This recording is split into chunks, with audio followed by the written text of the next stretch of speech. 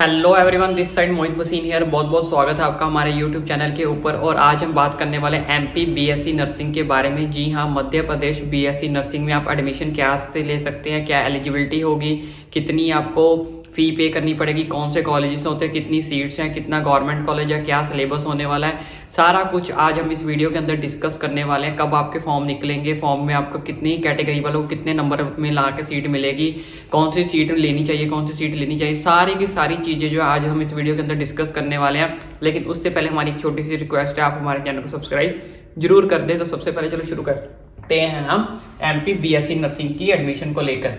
तो जैसे कि आपको पता है कि मध्य प्रदेश में भी बीएससी नर्सिंग का एक एंट्रेंस टेस्ट आपको देना पड़ता है। एंट्रेंस के बिना आप एमपी में के अंदर बीएससी नर्सिंग के अंदर एडमिशन नहीं ले सकते गवर्नमेंट कॉलेज के अंदर। प्राइवेट में आप जैसे मर्जी ले लो, कोई इशू नहीं है, लेकिन कोई दिक्कत नहीं है। लेकिन अगर आपको गवर्नमेंट कॉलेज के अंदर एडमिशन देनी है तो आपको एक एंट्रेंस टेस्ट देना पड़ेगा। उस एंट्रेंस टेस्ट का नाम है PNST। PNST ये टेस्ट होता है, ठीक है, मध्य प्रदेश के अंदर फॉर बीएससी नर्सिंग के अंदर एडमिशन लेने के लिए। तो अब बात कर लेते हैं टोटल गवर्नमेंट कॉलेज है। तो हमारे पास टोटल गवर्नमेंट जो कॉलेज है मध्य प्रदेश के अंदर वो कितने कॉलेज हैं? 22 गवर्नमेंट कॉलेज हैं, जिसमें से जो हमारे जो 6 कॉलेज हैं, जो 6 कॉलेज है वो डीएमई के अंदर आते हैं, और जो 16 कॉलेज हैं वो आते हैं डीएचएस के अंदर। ये दोनों अलग अलग बोर्ड है, ये दोनों अलग अलग बोर्ड मिलकर, डीएचएस और डीएमई दोनों अलग अलग मिलकर जो है वो 22 कॉलेज जो है चलाती है। लेकिन इसमें सबसे बड़ी दिक्कत क्या आने वाली है कि ओनली गर्ल्स कॉलेज, ये सारे के सारे जो कॉलेज हैं ये सारे के सारे गर्ल्स कॉलेज हैं। इसमें सिर्फ गर्ल्स ही एडमिशन ले सकती हैं, गर्ल्स ही बीएससी नर्सिंग कर सकती है, बॉयज नहीं कर सकते। ये सारे के सारे जो है ओनली गर्ल्स कॉलेज हैं। इसके साथ साथ मैं आपको एक और चीज बता देता हूँ आगे बढ़ने से पहले, बहुत ही ज्यादा मोस्ट इंपॉर्टेंट है गर्ल्स के लिए।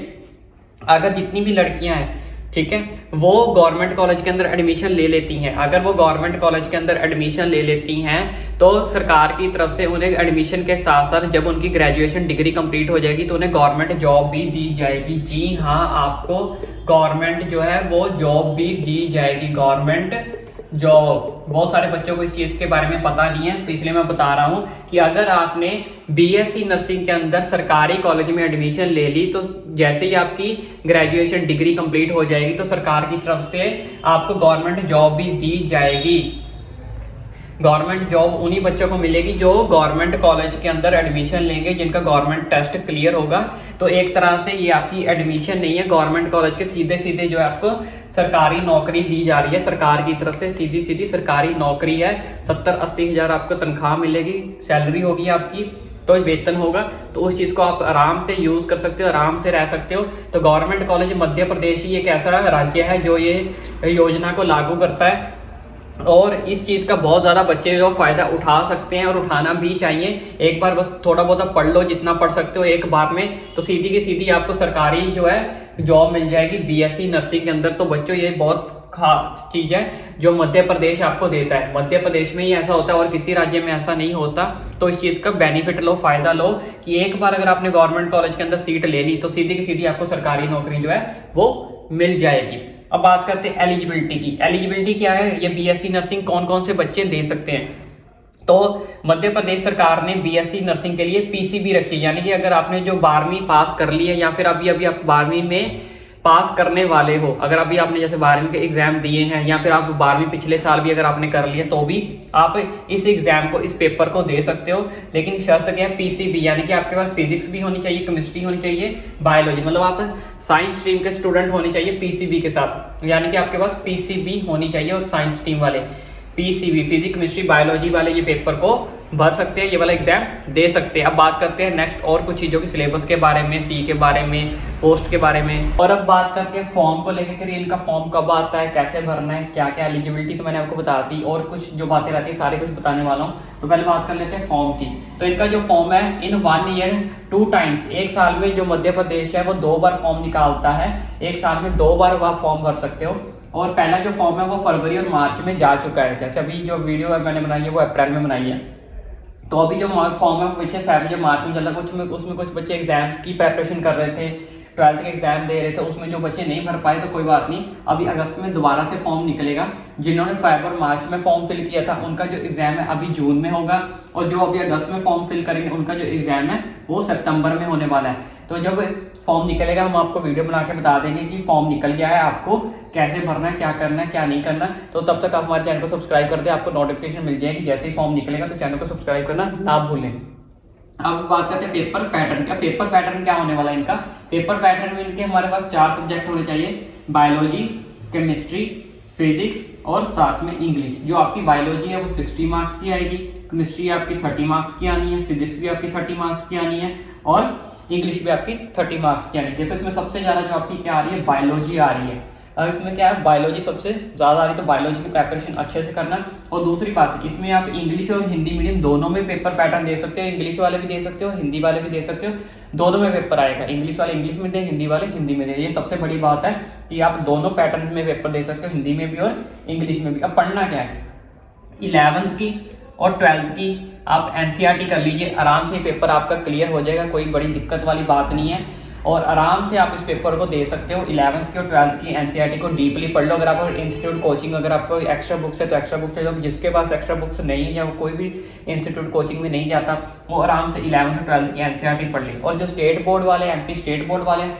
वो अपनी बुक्स को अच्छे से जितना डीपली हो सकता है उतनी डीपली साइंस की बुक्स को, बायोलॉजी की, केमिस्ट्री की, फिजिक्स की सारी अच्छे से जितना हो सकता है उतना पढ़ लें, उनका पेपर आराम से क्लियर हो जाएगा। और ये जो पेपर आएगा ये 150 मार्क्स का आएगा, यानी कि एक क्वेश्चन जो होगा 1 नंबर का होगा। 60, 30, 90, 30, 120 और 150 ही क्वेश्चन आपको पूछे जाएंगे, 150 क्वेश्चन आपको पूछे जाएंगे और 150 ही मार्क्स के आने, यानी कि एक क्वेश्चन 1 नंबर का होगा।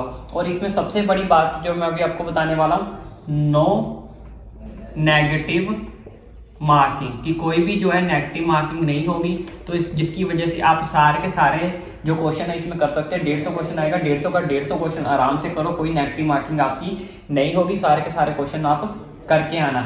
अब मैं आपको बता दूं कितने मार्क्स पे कितनी सीट मिलेगी, वो भी सारा कुछ बता देता हूँ इस वीडियो के अंदर ही। अब बात करते हैं एज लिमिट की। एज लिमिट कितनी होनी चाहिए? पहले तो जैसे मैंने आपको बताया कि ये जो फॉर्म है ओनली गर्ल्स भर सकती है, गर्ल्स के लिए जो फॉर्म है। तो एज आपकी कम से कम 17 होनी चाहिए और मैक्सिमम 35, 17 से 35 साल की उम्र में आप ये फॉर्म को फिल कर सकते हो, भर सकते हो। अब total seats, total number of seats कितनी है? 1800 से 1900 जो सीट्स हैं वो हमारे पास गवर्नमेंट कॉलेज की सीट्स हैं। 1800 से लेके 1900 के बीच में जो है बीएससी नर्सिंग की सीट्स है मध्य प्रदेश के अंदर। अब बात कर लेते हैं कट ऑफ की। कट ऑफ कितनी जानी चाहिए?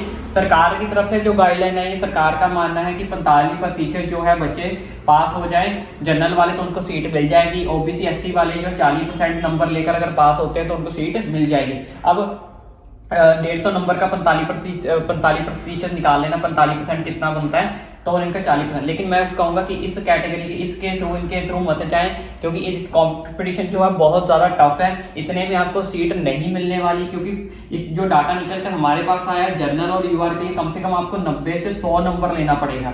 और ईवीएसडब्ल्यू ओबीसी के अंदर अगर आपकी कैटेगरी के अंदर आते हो तो आपको 80 से 90 नंबर लेने पड़ेंगे।